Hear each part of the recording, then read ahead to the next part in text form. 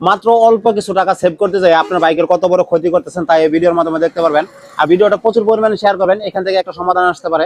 সম্পূর্ণ ভিডিওটা দেখবেন, যারা বাইকার আছেন তারাও দেখবেন, যারা টেকনিশিয়ান আছেন তারাও দেখবেন। এই যে ক্লাস প্লেটটা দেখতে পারতেছেন, ক্লাস কমপ্লিট, এটা কিন্তু 5 মাস আগে ক্লাস প্লেট লাগানো হয়েছিল। আবার অল্প কিছুদিনের মধ্যে ক্লাস প্লেটটা নষ্ট হয়ে গেছে। নষ্ট হয়ে যাওয়ার কারণ হইতেছে আপনার ক্লাস প্লেট গুলো ঠিক মানে মোবিল দোকানে পুড়ে গেছে।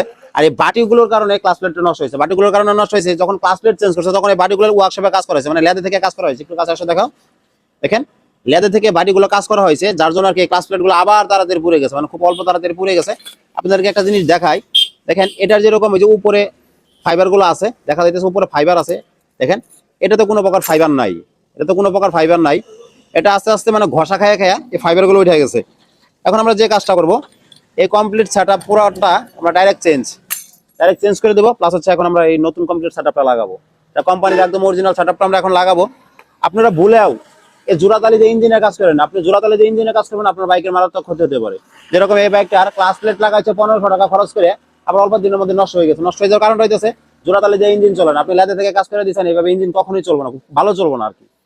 এখন আমরা সম্পূর্ণ ইঞ্জিনটা একবার ফ্লাশ করছি, ফ্লাশ করে খুলছি।